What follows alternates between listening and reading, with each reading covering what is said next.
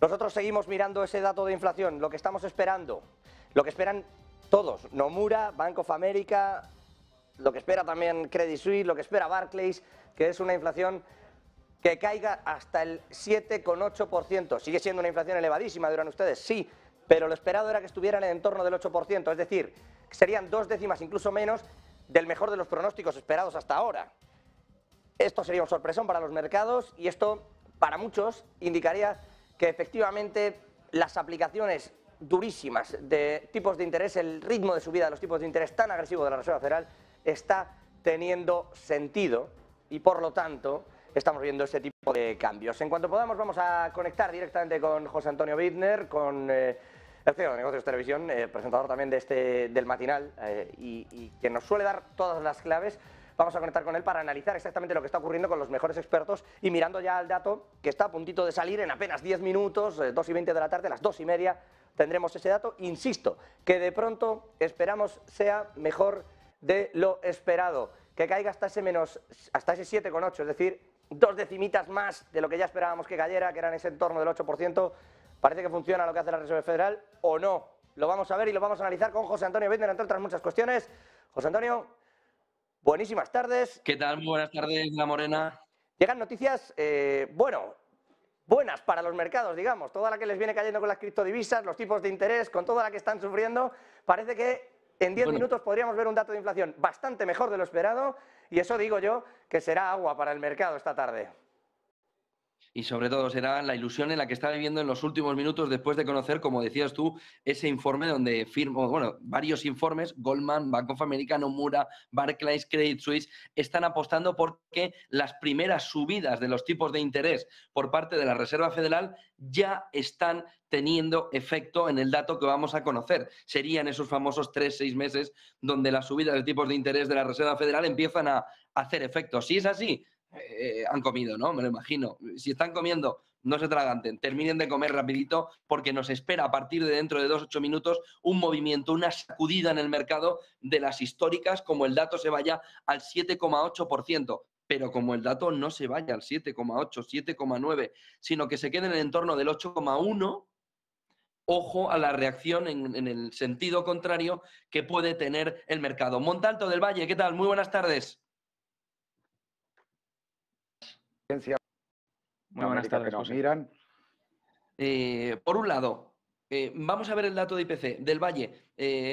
Para cuando conozcamos a y media el dato, ¿dónde miramos? ¿Dónde crees que debemos poner el foco en cuanto conozcamos el dato a las 2:30, a las 8:30 al otro lado del Atlántico, costa este de Nueva York? Cuando conozcamos ese dato, ¿dónde hay que mirar para ver si de verdad la FED está haciendo ya efecto en la bajada de los tipos de interés? En la bajada de la inflación por los tipos.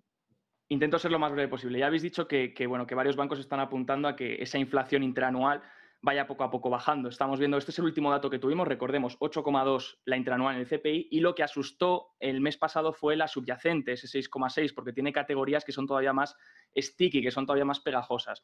Ahora se espera un 8% anual, lo has dicho bien, José. Si es por debajo del 8%, pues buenas noticias. Si es pegado al 8 o por encima, en el 8,1, pues todavía va a ser un poco más lento de reducir la inflación.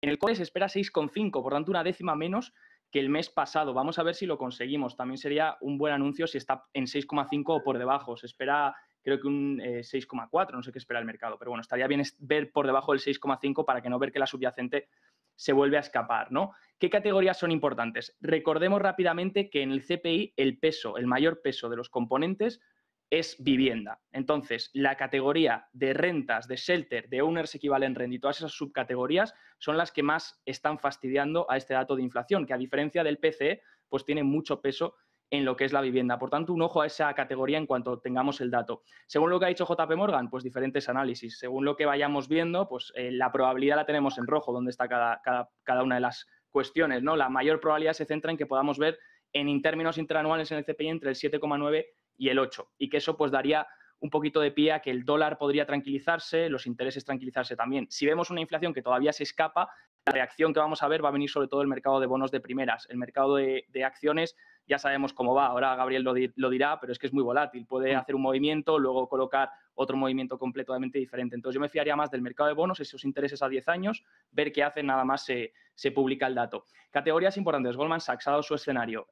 Sí que vamos a ver en lo que es la parte de ropa, retail, consumo más retailer, estamos viendo los inventarios subir. Ya pusimos varios informes hace unas semanas, por tanto ahí deberíamos de empezar a ver disminuciones de precios. En vehículos usados, fíjate el Manheim Index, la caída tan drástica, no lo tengo por aquí, pero bueno, el Manheim Index, que es el índice que mide esos precios de vehículos usados, ha caído drásticamente, por tanto ahí seguiremos viendo desaceleración.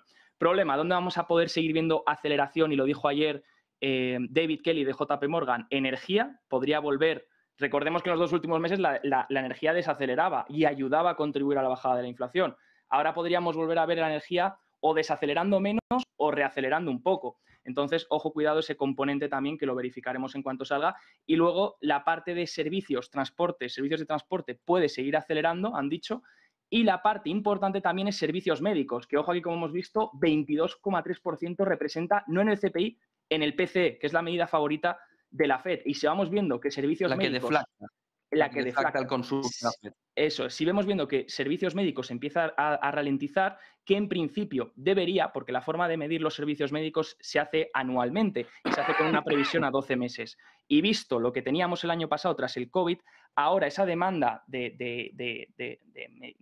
médica ha aumentado, lo que debería hacer que los márgenes hayan reducido, según estamos viendo en todos estos datos. Y lo que debería hacer también que los próximos 12 meses, pues esta categoría de servicios médicos pudiese desacelerar. También lo tenemos aquí, ¿no? Se espera ahí una Y entiendo que la gasolina, ¿no? Del Valle, la gasolina va a ser clave, ¿no? Si la gasolina va a ser clave porque si ha vuelto a acelerar, claro, podría volver a acelerar. Y luego, en términos de rentas, para que veamos rápidamente la última categoría, lo importante que son las rentas, que de nuevo he dicho, fíjate que la Owners Equivalent Rent tiene un 31% de peso en el dato del CPI. Prácticamente podríamos mirar solo esta categoría y ya poder sacar un poco previsiones. Pero es que vemos que aunque el Zillow, el Yardi, el CoStar, diferentes índices vayan mostrando ralentización, en la tabla de la derecha vemos que el CPI, esa Owners Equivalent Rent con el CPI de las rentas, tarda mucho más en reflejarse. Aunque veas una caída drástica en los otros, en el CPI va con meses de retraso, que es lo que hemos dicho en anteriores especiales, ¿no? Entonces, un ojo a estas categorías. Obviamente no sabemos, es muy difícil predecir la inflación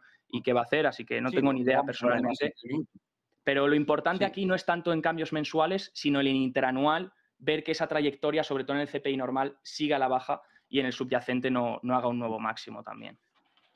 Montalto, ilústranos, el mercado parece muy tranquilo, ¿no? Parece, como en otras ocasiones, estar barriendo, como tú sueles decirnos, en los momentos anteriores. Tenemos al S&P 500 cayendo en futuros un 0,3, tenemos al Nasdaq cayendo un 0,35, subiendo, perdón, ambos, 0,3 y 0,35, 0,30 y 0,35. No parece que esté nervioso el mercado, no parece que el mercado esté esperando un mal dato. Lo que no sabemos es si es peor todavía.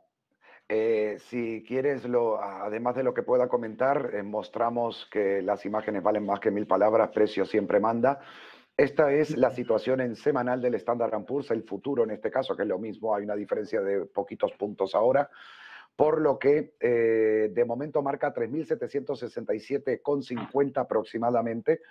Y aquí es lo más importante, ya lo dijo la mesa operativa de Goldman Sachs, que el nivel a no perder bajo ningún concepto a nivel técnico, lo que ellos barajan, repito, desde mesa operativa, es 3.650, 3.700. O sea, no se debía perder eso para mantener todavía o aún intacta la tendencia del corto plazo del rebote rumbo a 4.040, 4.100, que es el objetivo que vengo comentando ya desde el 13 de octubre de este mismo año, que en el cierre de Wall Street lo comenté, y además lo tengo en mi portada, el gráfico con instrucciones en mi cuenta de Twitter, colgado el día 13, y en el peor caso de todos, en el peor, eso sí, en el donde todo el mundo espera caídas descomunales para el S&P, el gran soporte a nivel técnico, el gran soporte del Standard & Poor's estaría en torno a los 3.200 puntos. Niveles inferiores necesitaríamos alguna noticia mucho peor adicionalmente para que pudiera caer aún más. Pero en todo caso, ahora estamos a mitad de camino entre esos 3.500 de los mínimos aproximadamente que se visitaron en octubre y estamos a la mitad de camino, 250 puntos de estos 4.000, 4.040. Pero cuidado en esos 4.040, 4.100, porque siempre advertí también de que esta subida podía preceder a lo que puede ser una fuerte corrección. Y si miramos rápidamente en 5 minutos, esto es lo que está haciendo el futuro, nada, completamente estable, no detecto barridas de momento, estamos a segundos, si no me equivoco, sí, a 4 segundos de que salga el dato, y vamos a verlo en tiempo real, ya tiene que estar, ya está. 14.30. Vamos enseguida a ver el dato de inflación en Estados Unidos. Vamos enseguida a verlo. Contamos todo el detalle enseguida. Ya lo tenemos, ese dato de ya lo tenemos. inflación en Estados Unidos. Vamos a ello. 7,7.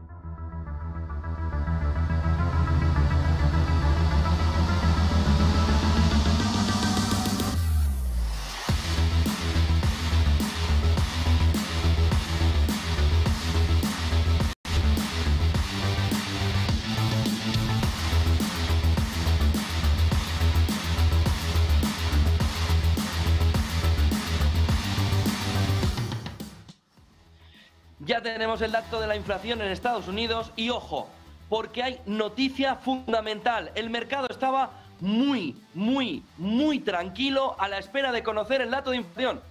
Y el dato es buenísimo, el dato es espectacular, el dato es la primera vez que la Reserva Federal consigue de verdad impactar a la inflación y le da en toda la cara a la inflación. 7,7, por fin la Fed consigue rebajar la inflación con la subida de tipos, mejora el 7,9% que estaba esperando en el mejor de los escenarios el mercado. 7,7, datazo, espectacular, sin paliativos, la inflación, por fin, Powell hoy va a dormir a gusto. 7,7%, el dato, por fin, se encuentran pequeños brotes verdes en la subida de tipos por parte de la Reserva Federal. Por fin la inflación empieza a ceder.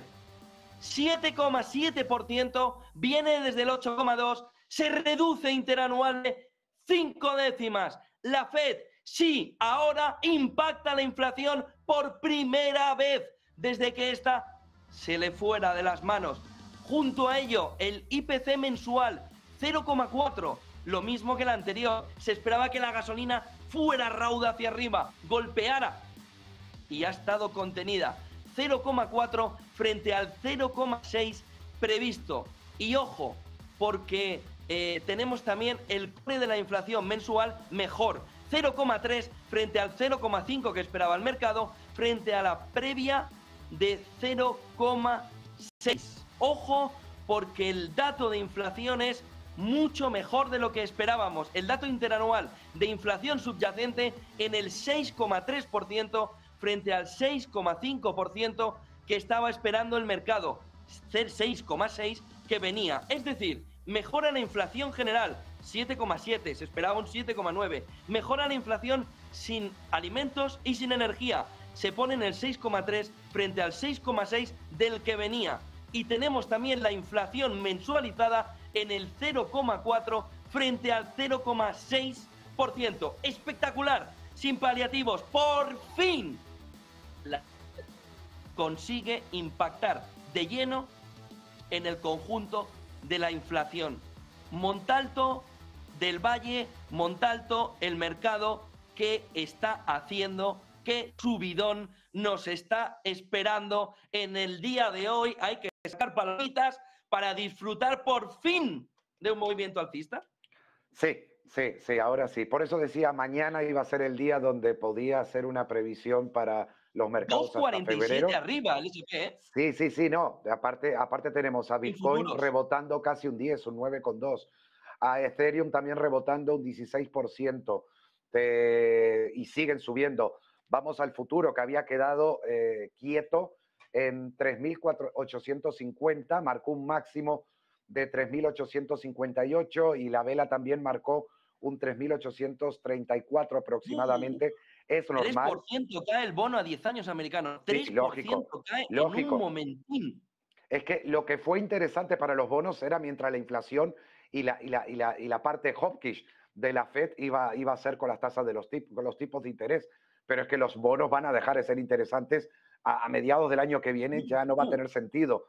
invertir en renta fija porque los tipos van a bajar cuando se llega al techo de subida de tipos de interés de la Fed y a su vez empiece la posible reducción. Y esto ya se sabía o ya se especulaba que va a ocurrir en el primer trimestre. Vuelvo a repetir, de marzo a septiembre de 2023, en los mercados financieros se van a vivir uno de los mejores momentos, aunque la economía la va a pasar muy, muy mal. En Estados Unidos y aquí, mercado inmobiliario, todo, demanda, oferta, subida de hipotecas, problema de acceso al crédito, tipos altos, pero esto es lo que el mercado necesita, no lo que la economía es bueno, para los mercados lo es a veces. Menudo Festival del Valle. ¿Estás mirando el detalle de ese documento de inflación? ¿Tienes más detalles? Te estabas contando dónde había que mirar. ¿Dónde estás mirando? Mira, vamos a verlo. Y lo primero, nos tenemos que fijar en esta columna, ¿de acuerdo? En la que pone octubre, voy a intentar hacer un poco más de zoom, y en esta que pone octubre, en la última que tenemos por aquí. ¿De acuerdo? Lo bueno, comida del 0,8 que veíamos el mes pasado al 0,6. Es un buen signo. No termina de desacelerar rápido, pero bueno, es un buen signo. La energía... Bueno, ¿no? La energía, hemos dicho, la energía volvería a acelerar.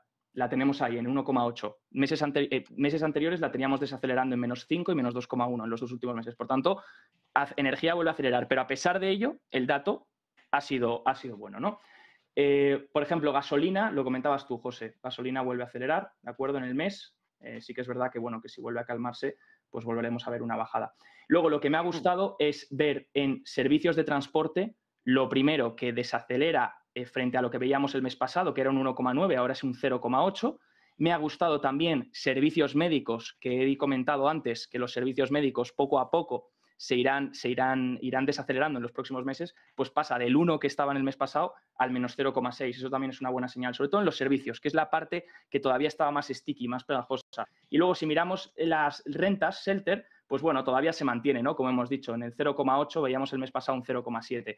Sí que es verdad que el shelter va a tardar, pero también va a ser una categoría que mientras veamos los datos de vivienda seguir desacelerando, posiblemente los próximos meses sea una categoría que contribuya a la desaceleración. Y otra categoría que sigue contribuyendo a desacelerar esa inflación, los vehículos usados. Fíjate, -2,4% impulsa el precio de los vehículos usados. Hemos comentado antes el Manheim Index, que lleva ya una caída muy drástica en lo que va de año, pues ahí lo tenemos, -2,4% en el mes. Así que, bueno, en general, un buen dato. Sí que es verdad que vigilar la energía, no se vaya a volver a ir a acelerar y contribuir otra vez, pero lo bueno es que en la parte en algunas categorías más sticky estamos empezando a ver un poco de relajación.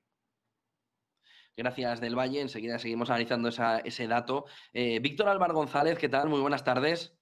¿Qué tal? Muy buenas tardes, ¿cómo estáis? Difícilmente podíamos entender esta mañana que el dato iba a ser tan bueno, ¿no? Sí, no, tenía que llegar. Es decir, que lo que sí es cierto es que estaba tardando, como he comentado aquí en varias ocasiones, pero que al final era una cuestión, o sea, si la Reserva Federal aprieta y al final es una cuestión de cuándo, no de si se va a producir. Y ya se está empezando a notar, que tampoco todo lo que se puede llegar a notar, porque estábamos viendo ahora, por ejemplo, cómo la energía y los alimentos suben. Imagínate, por ejemplo, que como se está intentando que haya un acuerdo, algún tipo de negociación, conversaciones en Ucrania, imagínate que eso llegara a algo. Pues bajarían mucho más, sobre todo ambos, la energía y los alimentos, eso es importantísimo. Y en segundo lugar, se mantienen todavía el shelter, o sea, como bien mencionaba antes vuestro analista, los alquileres se mantienen relativamente fuertes y esos el dato viene siempre con retraso. Todavía tenemos que ver cómo bajan los alquileres, que lo veremos. Y tenemos que notar más la caída de los precios inmobiliarios, que lo veremos. Y tendremos que ver cómo empieza a notarse los despidos en tecnología, los despidos probablemente en construcción. Por lo tanto, es un síntoma primero de que, y muy importante, la subyacente, que es que esto era como bien decía vuestro analista, Javier, te llamas, perdona, que es que yo para los nombres soy nefasto, para el tema de la pegajosidad de la inflación subyacente es vital, y el hecho de que empiece a controlarse e incluso a bajar, a salir bastante menor de lo esperado, para mí es casi la noticia. Para mí la noticia fundamental es no solo que la inflación cae más de lo esperado, sino que cae la subyacente, que realmente ya el pensar que se pudiera...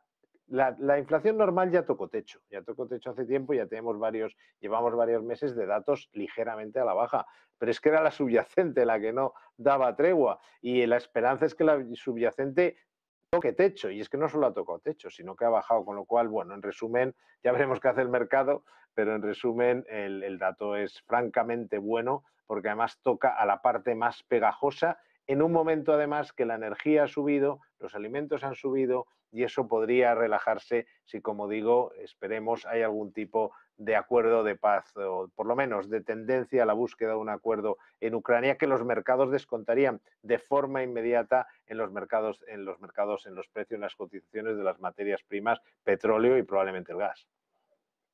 Víctor, pregunta complicada, pero te la tengo que hacer, sobre todo siendo vosotros asesores independientes, siendo Next Step Finance asesor independiente. En este momento, ¿esto que acabamos de conocer significa la chispa que lleva a cambiar el asesoramiento, a decir, toca empezar a entrar? Ese famoso momento que nos vienes contando durante los últimos meses, ¿habrá un momento en el que o estás o tienes que empezar a entrar? Ese es el 10 de noviembre a las 2:30 de la tarde, hace 10 minutos, cuando la inflación empieza a ceder. ¿Cambia independientemente en ese asesoramiento vuestro hoy algo de cara a vuestros clientes? Nuestro asesoramiento ya tenía una fase que le hemos dado un nombre muy poco técnico, pero que hemos llamado picoteo. Y ese ya está en marcha. Es decir, en nuestras carteras han seguido dos fases. Finales de marzo, recomendación, 100%, a finales del año pasado, 100% en liquidez en renta fija, 0 bonos, 0 renta fija de medio y largo plazo, como bien saben nuestros clientes, evitar a tope la explosión de la burbuja de la renta fija, que ahí sí que había una burbuja, como el tiempo ha demostrado. Segundo, finales de marzo, aprovechando la subida cuando parecía que iba a haber un acuerdo en Ucrania, reducir a la mitad la renta variable, que es la otra cosa que hemos hecho. Resultado que ahora mismo estamos, desde entonces, y en todos los clientes, desde entonces y hasta ahora, con un porcentaje de liquidez muy alto, pero a la vez dijimos no eliminar la renta variable porque hay sectores que conviene estar. Y eso es lo que estamos. Picoteo, sí. Cambio de tendencia en el sentido de poner toda la carne en el asador, porque esto es como una barbacoa. Empieza con el aperitivo y sigue con la barbacoa, con la carne en el asador. En el aperitivo ya estábamos, con la carne en el asador, si sigue confirmándose este control y, sobre todo más que control, tendencia a la baja de la inflación, sí sin duda habrá que ir adaptándolo. Muchísimas gracias, como siempre, Víctor Álvaro González, director de estrategia de la firma de asesoramiento independiente Next Step Finance. Víctor, feliz tarde. Me parece ser una de las primeras en las que se puede empezar a disfrutar. Hoy es un buen día de llamada de clientes. Hoy es un buen día. Buen día y buena tarde y buen negocio, Víctor.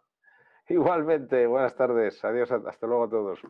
Hasta luego, Víctor. Miren este gráfico que nos marca lo que está pasando ahora mismo en el mercado de una manera completamente exagerada. Es el dato de la renta fija de los bonos a 10 años, es en estos momentos en el mercado. No sé si lo ven aquí suficientemente grande, pero fíjense porque el bono español cae su rentabilidad un 5,83, el bono alemán cae un 6,26, el bono francés cae un 4,44, el bono italiano un 3,90, Italia está ahora mismo, el bono italiano, reduciendo el diferencial a solo 210 puntos básicos entre el alemán y el italiano. Tenemos la renta variable norteamericana ya por debajo del 10 años, el bono americano a 10 años, perdón, por debajo del 4% en 3,93 después de despeñarse un 4%. Aquí, fíjense aquí, miren qué movimiento del 4%, 4,15 en estos momentos.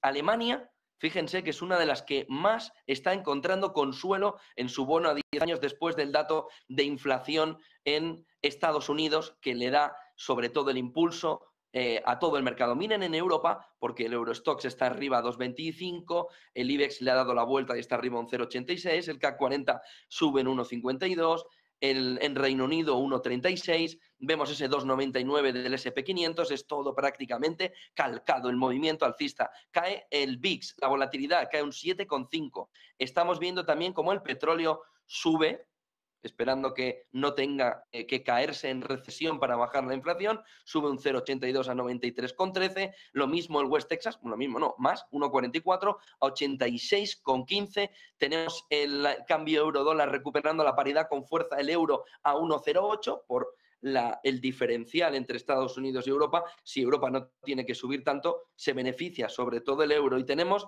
el infierno ayer de las criptomonedas, teniendo hoy un poquito de regocijo en la subida. Bitcoin 8,37, aunque fíjense en cuanto ha subido, cómo enseguida ha encontrado un techo ahí, y ahora nos lo comentará enseguida también Montalto, pero ahí está la fotografía de una jornada, de un dato que esperábamos, que ha sido un dato espectacular, como estaba esperando, como no estaba esperando el mercado. Eduardo Bolinches, analista de Invertia. Eduardo, ¿qué tal? Muy buenas tardes.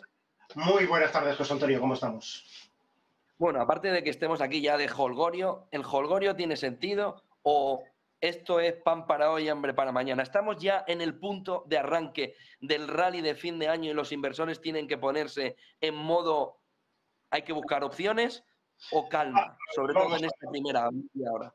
Bonita pregunta y difícil respuesta. Diciembre, Navidad, está todavía muy lejos, ¿de acuerdo? Importante, muy lejos. Segundo, lo que ha ocurrido en los mercados de valores es una reacción, se nos había alejado ese famoso pivote de la Fed, ya lo volvemos a tener bien cerca, pero lo único que han hecho los mercados de momento es irse a los máximos del martes, es decir, a donde estábamos tan solo hace 48 horas. Así que yo creo que demasiado pronto para sacar esas conclusiones tan bonitas a modo de titular de ya hemos hecho suelo. ¿De acuerdo? Desde el punto de vista técnico, estamos en una situación muy, pero que muy interesante. Y voy a intentar explicarme con un gráfico, por ejemplo, tanto del S&P 500 como del Nasdaq tecnológico. Por un lado, el S&P 500, por ejemplo, que lo tenemos aquí a tiro.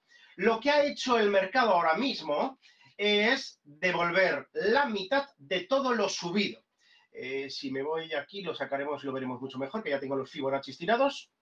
Un momentito. S&P 500, ahí está cargando, aquí está. Marzo pandémico, marzo 2020, brutal, S&P 500 nace un impulso sin comparación, 2.175, y pone final a las puertas de los 4.900 puntos. ¿Qué ha ocurrido desde el mes de noviembre? Y por lo tanto vamos ya camino a cumplirse justo un año, devolver la mitad de todo lo subido. Por lo tanto, esa mitad de todo lo subido, es cierto, no es un retroceso de Fibonacci, pero los índices suelen devolver la mitad de un impulso y generar suelo. Bueno, desde noviembre, como digo, en el caso del S&P diciembre, 11 meses, por lo tanto, la pauta de máximos todavía es bajista, es decir, que tendríamos que ver cierres consecutivos por encima de los 3.910 para poder pensar ese titular que quieres, de que ya hemos hecho suelo. Pero vámonos a una situación peor, que es la del Nasdaq 100, sobre todo porque ahora mismo... No, yo no hablaba de suelo, Bolinches, hablo de rally, ¿eh? Vale, de rally. Yo hablo de espectáculo, de exuberancia, de ricitos de oro, de enamoramiento bursátil. Tienes toda la razón del mundo, efectivamente, rectifico, sí.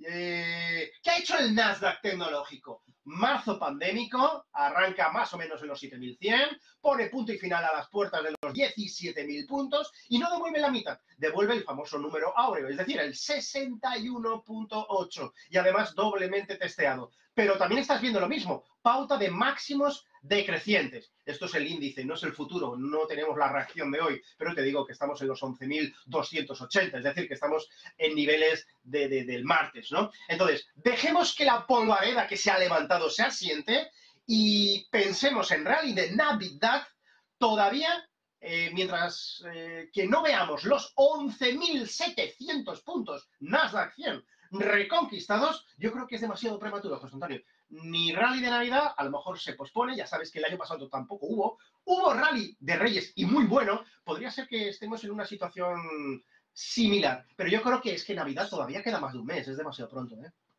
Dicen los Reyes, sobre todo por si este año traen carbón, en lugar de como queja, como premio, ¿no?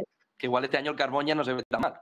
Efectivamente, no nos daría o pellet, ¿no? Puestos, hay que calentarse o mantas, ¿no? De cara a la que puede venir, que de momento estamos bastante bien pasándolo porque todavía se puede decir, bueno, aquí estoy en mangas cortas, ¿no? En mi casa. Entonces, bueno, todavía el frío no ha llegado, ¿eh? No ha llegado todavía. Te pongo con Montalto también porque quiero haceros una pregunta a los dos. El oro está en máximos de un mes y el oro, desde que hemos conocido el dato de inflación en Estados Unidos, sube todavía más. Sube en 1,64. Esta mañana estaba en 1.700, muy poquito por encima. Se ha cogido $34 rápido para arriba, 1,64. ¿Estaba esperando precisamente el oro un dato de inflación que viera ya la contención para convertirse en ese refugio, en esa oportunidad, llámenle X, que acaba de llegar ahora mismo? ¿Pensáis que acaba de llegar?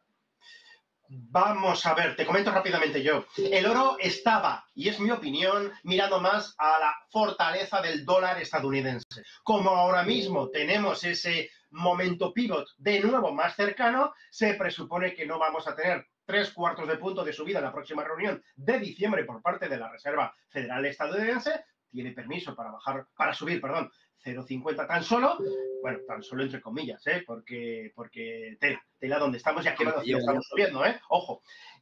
Pero lo importante es que esa reconquista de la paridad, que la habíamos perdido esta mañana, del par euro-dólar, es síntoma de debilidad o depreciación del dólar estadounidense, gasolina para el oro. Y además, desde el punto de vista técnico, como estás viendo, estamos ante una resistencia brutal. De la misma forma que no podemos cantar victoria con el mercado de valores, tampoco debemos cantar victoria, porque aquí el titular sería el oro ha llegado hasta donde tenía que llegar. ¡Súper! Resistencia brutal, 1730, 1735. Ahí estamos y creo que va a haber una bonita lucha de aquí al cierre del contado a las 7 de la tarde. Montalto, oro, ¿es el momento? ¿Ha llegado? Bueno, depende. Si lo miramos en el corto plazo y con los rebotes que estamos viviendo, sí. Si me preguntan de largo plazo, creo que no. Mi situación es que el oro probablemente termine en torno a los 1.300, 1.400, cuando a lo largo del año que viene los mercados estén por niveles superiores a los que estamos viendo en estos momentos, en los índices sobre todo, y con un euro dólar ya en el 1,05 y probablemente 1,10 para finales de 2023, principios del 24. Que son los precios que el Bundesbank necesita para el eurodólar también, y que hará todo lo posible para que se mantenga así, para si las exportaciones e importaciones vuelvan a funcionar, sobre todo con la recesión que va a venir a nivel de la economía y que va a venir apoyo. El oro no fue refugio. El oro no fue refugio en todo el 2022, en ningún momento, frente a las caídas del Standard & Poor's. No hubo compra, el precio está, no quiero decir la palabra, vamos a decir que está controlado, sobre todo por las compras que han estado haciendo desde China, India, Rusia, etcétera, y los bancos centrales. No hay interés por parte de ellos de que el oro esté en $2.000 para pagar más la onza en este sentido, y los retails no tienen la fuerza suficiente. Los retails somos menos del 3%, menos del 2% del mercado global del oro. O sea, aunque todos decidiéramos comprar oro ahora, ni lo moveríamos. O sea, bastan 2 o 3 de ellos para que nos tiren el precio. Por lo tanto, hay un rebote técnico. De hecho, hoy no tendría que subir el oro con lo que ha salido. Y el refugio siempre fue de cara a la renta variable. A largo plazo, en su historia, ha subido, pero cuidado con la formación que trae desde 2020, que es muy similar a lo que hizo de 2011 a 2013. La misma formación del oro de 2011 a 2013 podría repetirla en lo que hizo de 2020 a abril de 2022 con máximos, y que donde pierda los 1.600, 1.621 marcaba el soporte la semana pasada, para buscar los 1.700 y 1.715 que se alcanzaron, pero en el caso de perder los 1.600 nos vamos a ir a 1.300, 1.400, y ahí creo que se estabilizaría el oro. Lo bueno, que después de ahí volverían nuevos rebotes. ¿Perdona? Eso sería mucha caída, ¿no, Montalto? Bueno, hablamos de semanas, meses, yo hablo del medio plazo. Vale. Si te digo de que veo, por ejemplo, en el 2023 un 4.500, un 4.700 para el Standard & Poor's, es lógico que probablemente el oro ya estuviera visitando esos niveles, no esos niveles para mañana. De hecho, como hacemos 4 cierres de Wall Street, yo intento seguir un poco más el día a día, pero si me hacen una pregunta a medio plazo, creo que sí va a haber un rally de fin de año. Bueno, llámenle fin de año, del 15 de diciembre al 15 de enero, ese es el fin de año de los mercados financieros. A veces, dependiendo, cuando los mercados son muy alcistas, suelen efectivamente haber caídas, sobre todo para el tema de tributación de las empresas y la presentación tributaria de el ejercicio del año con la renta variable. Pero cuando venimos de una corrección como la que venimos, no es precisamente el interés deshacer cartera para fin de año, que es lo que lleva a que a veces los mercados corrijan, porque no hay nada ahora que justificar en beneficios de 2022. Por lo tanto, con más razón, creo que además los buybacks, que están a tope ahora, y con este dato van a inyectar muchísimo más dinero también. Y el último dato que nos queda a todos para asegurar lo que estoy tratando en mi parte, la parte muy subjetiva que es mi análisis, es esperar si realmente los republicanos terminan de hacerse con el Senado, porque esto sí sería mucho mejor que el IPC, etcétera. Ya ha salido otro dato que no se ha comentado, pero el pedido de desempleo, Desempleo. 225.000, se esperaba 220, y es algo que yo comentaba. Mientras estuvieran las midterms, no iba a salir malo. Apenas terminó las midterms y 2 días más tarde, el día 10, sale el dato real. Por fin, un dato real. Y esto es lo que necesita la Fed para bajar. De hecho, ya se está especulando 4,75,5 como techo de tipos de interés. Y esto es miel como para los osos, para el mercado también. Osos, hoy es un buen día para ello, Montalto, osos saber dónde están hoy, dónde se están escondiendo, dónde están intentando buscar algún argumento del Valle, que te estás mirando al detalle ese dato de IPC y veo que tienes ahí cómo están los componentes. Cuéntanos al detalle por qué ese dato es tan bueno, por qué la Fed ya está consiguiendo hacer daño a la inflación, por qué por fin la ha golpeado a la inflación y por qué por fin se le ve titubear a la inflación con esa bajada hasta el 7,7. ¿Qué ves? ¿Qué está viendo el mercado? Bueno, lo primero, se ha comentado ya por encima, pero lo primero destacar, fíjate, para la reunión de diciembre de la Fed, sobre todo la probabilidad estaba muy luchada entre 75 puntos y 50 puntos, ¿no? Pues parece ser que hoy con el dato se acaba de ir un 80% de la probabilidad a 50 puntos. Ayer estaba en el 56, por tanto estaba casi 50-50, ¿no? Entre los dos. Y ahora pues se ha movido ahí, también se han movido los futuros de la tasa terminal, como ha dicho Gabriel. Entonces, pues bueno, descontando eso, los tipos reales bajando, ahora mismo en el 1,54, si miramos el tipo real a 10 años. Sí que es verdad que el oro, yo quiero añadir una cosa sobre el oro, y sí que es verdad que el oro yo realmente no lo veo tan mal si la inflación empieza a caer, porque al final el oro no es una cobertura de la inflación presente, es una cobertura de la expectativa de inflación futura. Entonces va correlacionado inversamente a lo que son los tipos reales. Si los tipos reales se ven arrastrados a la baja por una bajada en los tipos nominales, pues entonces, porque finalmente el mercado descuenta menores subidas, pues entonces sí que el oro podría empezar a aguantar mejor. Bien, el técnico pues manda en este momento, como bien han dicho los compañeros, y está en una zona que todavía hay que esperar para eliminar riesgo, ¿no? En cuanto a hay una cosita, hemos visto antes todos los componentes ya, pero hay una cosa que quiero poner aquí, quiero apuntar aquí un gráfico de Zero Hedge que han compartido. Fíjate que dan lo que es la tabla del shelter. Fíjate cómo sube la inflación de las rentas, lo ha comentado antes Víctor muy bien, diciendo en la categoría de rentas, a pesar de que todavía se mantenga fuerte, y lo hemos dicho al inicio del programa, que se va a mantener fuerte durante varios meses, fíjate que ahora mismo sigue subiendo y a pesar de ello hemos tenido un dato bueno de inflación. Recordemos que Owners Equivalent Rents cuenta casi un 30% en el CPI. Entonces, que esto siga subiendo y haya un dato de inflación bueno, o por lo menos dentro de lo que el mercado cataloga como bueno, pues oye, es un alivio porque si las rentas empiezan a desacelerar, que es lo que probablemente empieza a pasar los meses siguientes, pues entonces de nuevo va a contribuir a esta inflación también, a bajar la inflación. Y luego ya simplemente pues por el componente base, ¿no? Porque ya nos estamos empezando a medir con datos de inflación año a año que corresponden a unos datos que eran muy elevados el año pasado ya.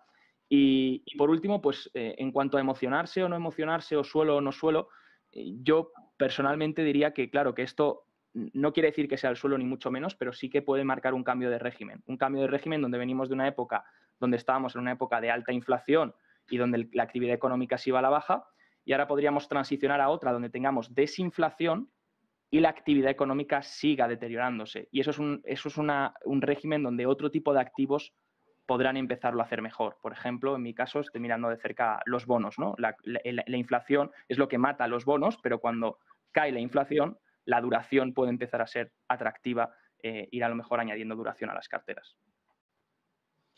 Montalto, Bolinches, Montalto, primero, invierno criptográfico que vimos en la jornada de ayer, drama en las criptomonedas, pasa hoy a un movimiento de subida del 10%.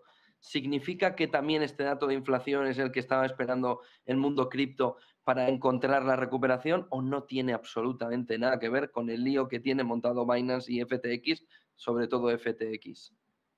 A ver, primero fue Lunaterra y llegó también a Bitcoin a la baja y fue el gran escándalo, y cada tanto salen escándalos como estos y hacen fuertes correcciones en las criptomonedas.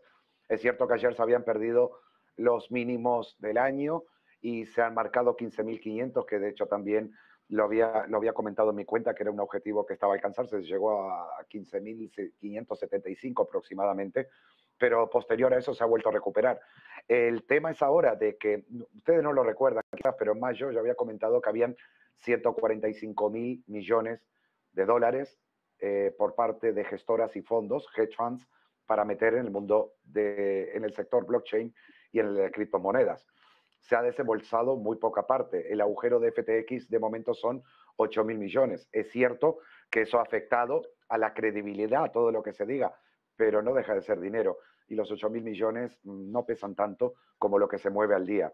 Y es cierto que había mucha gente alcista, se estaban moviendo muchas posiciones alcistas para Bitcoin por encima de los 20.500 y los 21.000, que fueron barridas completamente, como de igual forma hoy seguramente, y mañana en Tiempo de Cripto lo veremos, habrán barrido a aquellos que esperaban los 12.000, 10.000 ahora en el precio de cotización. Y hay un detalle muy importante que ayer lo aclaré, creo que en Tiempo de Criptos, y era cómo podía ser el cierre semanal. Para ver a Bitcoin en 10.000 necesitaba que la vela semanal termine por debajo de 17.000 y que además la próxima semana abra por debajo de 17.000 para que Bitcoin visite esos 10.000. Si esto no ocurre, cuidado, falsa ruptura, no es la primera vez, tengo más ejemplos y podríamos ir nuevamente a máximos. Igual todavía queda ver, queda el día de hoy, queda el día de mañana, hay que ver realmente si, aparte es algo que tiene sentido. Durante 24 meses estuvieron todos los inversores defendiendo que Bitcoin caía por la correlación del Standard & Poor's y del Nasdaq, y mientras cayeran estos, Bitcoin tenía que caer. Perfecto. ¿Dónde están ahora los que para el Standard & Poor's es bueno para que suba, no va a ser bueno para Bitcoin? Es algo que a veces en determinadas opiniones no logro encontrar el sentido detrás, un poco la lógica. Si partimos de la misma lógica y esperamos un rebote con todo lo que está pasando del IPC, el desempleo, la Fed, los tipos para el Standard & Poor's, ¿por qué no debería subir Bitcoin? ¿O es que la lógica sirve para cuando conviene y cuando no? Borinches, suficiente la inflación, un lío de FTX deja muy tocado al mundo cripto. Esa es la clave, José Antonio. Desde el punto de vista técnico se ha perdido un soporte relevante, estamos hablando de los 18.540 dólares aproximadamente.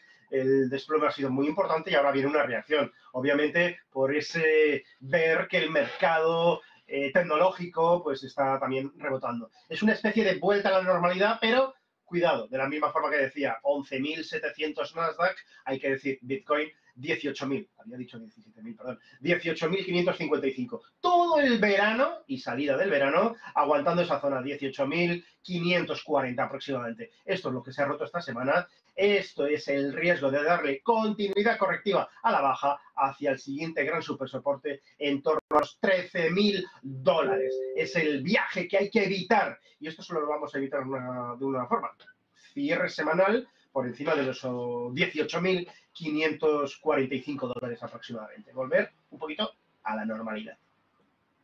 Esa normalidad también la va a ver el mundo tecnológico después de ver esos batacazos de Meta, ese batacazo de Twitter, en ese movimiento de entrada de Elon Musk, ese movimiento en el sector tecnológico, en las FANG en general. Tienen consuelo hoy, se les ve consuelo hoy, pero suficiente consuelo como para que haya un cambio de tendencia. Está el Nasdaq subiendo un 4,19 después de todo el guantazo que se ha llevado en los últimos tiempos, muy por encima, como era de esperar, del SP500, pero suficiente como, Eduardo, para empezar a poner la mirada en las tecnológicas. ¿Es el momento de recuperar algo de mirada a ese growth frente al value?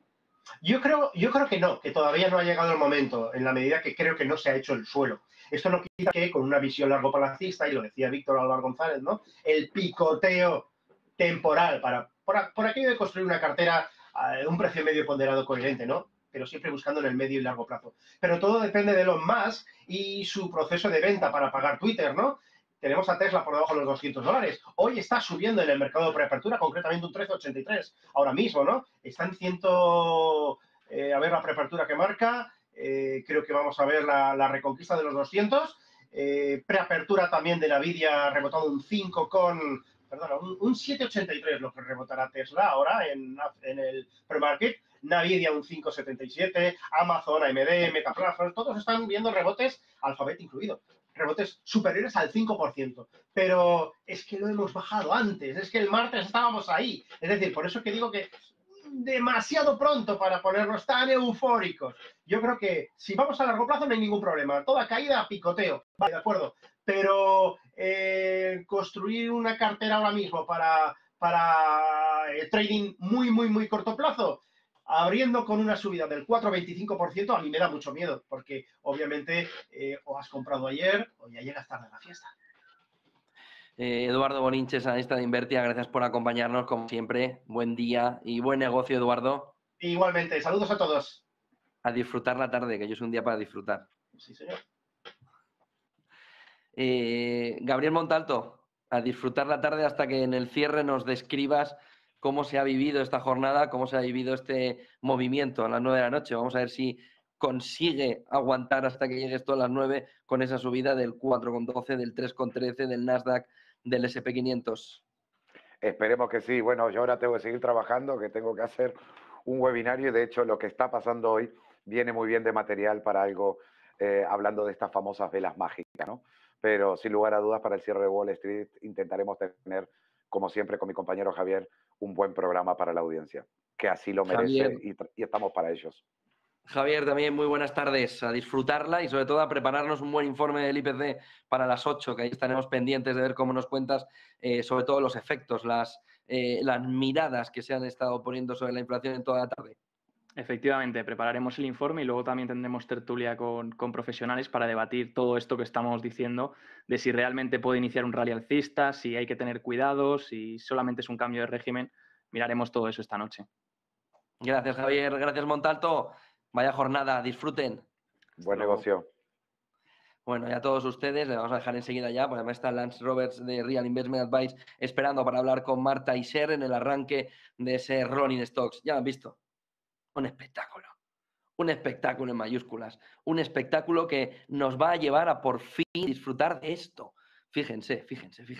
El movimiento del SP500 3,11 arriba, el movimiento del Nasdaq 4,11 arriba. Qué ganas había de ver esa vela, esa parabólica, ese movimiento ascendente del mercado europeo, además, que también quiere contagiarse, 2,17 el Eurostoxx, IBEX 0,91, 8.113, el CAC 40, 1,45% arriba. Estamos viendo el petróleo, viendo que ahí va a haber más vidilla, que no va a tener que llegar a una recesión tan fuerte o más fuerte de lo que se esperaba, y viendo al West Texas también hasta los 85,3. Fíjense, el movimiento de recogida desde que hemos conocido, no nos han abandonado las sacudidas desde que hemos conocido el dato, pero la sacudida hacia arriba ha sido tan fuerte que ha ahogado cualquier expectativa de lo contrario. Miren el movimiento también de recuperación de la paridad con ganas, con brío, que luce esa paridad en el eurodólar, y miren también el movimiento del Bitcoin, como estábamos viendo, recuperándose desde los infiernos, como el Atleti. Está intentando volver a primera,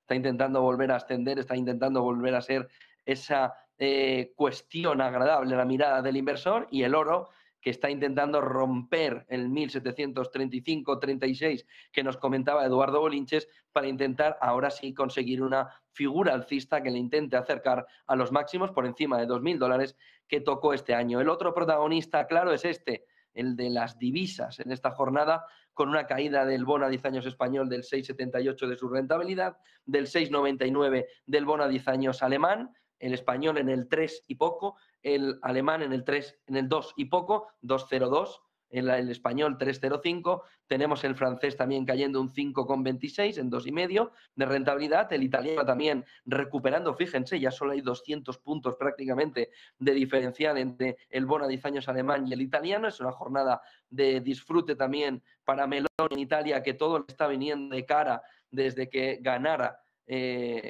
las elecciones y se pusiera como primera ministra. Todo parece que le empieza a venir de cara sin hacer nada, sin hablar demasiado, sin buscar demasiado en lo económico, pero todo se empieza a encajar para que le vaya de una manera positiva. El bono a 10 años británico 4,15, 4,20 abajo, el bono a 10 años americano relajándose, tranquilizándose por debajo del 4%, su rentabilidad con una caída hoy del 4,34% está en el 3,91%. Fíjense el movimiento del bono a 10 años americano, que esto sí es la chispa que nos cambia la fotografía. Hasta aquí este tiempo para haber visto en este especial todo el detalle de este dato de inflación que ha sido un espectáculo. Un espectáculo por fin positivo, como todo el mercado estaba deseando conocer. Un dato positivo que aligerara, que le pusiera alas al mercado de cara a este fin de año. Vamos a ver si pesa demasiado el cuerpo o si las alas no son demasiado fuertes, pero ojalá así lo sean para que tengamos un movimiento de recuperación y de camino a la Navidad, a la inflación de gracias, a la acción de gracias, pero que este año viene con ese término inflacionario, esa inflación de gracias que nos dejará luego en el Black Friday y en esos momentos de consumo que pueden ser el revulsivo que está esperando el mercado. Pasaron las midterm y hemos tenido este dato espectacular. Marta Isern, te dejo ya con Rolling Stocks, con todo el detalle de lo que va sucediendo en la tarde. Buenas tardes y buen negocio, Marta. Muy buenas tardes también para ti, José Antonio. Buen negocio y nosotros recogemos ahora mismo el relevo con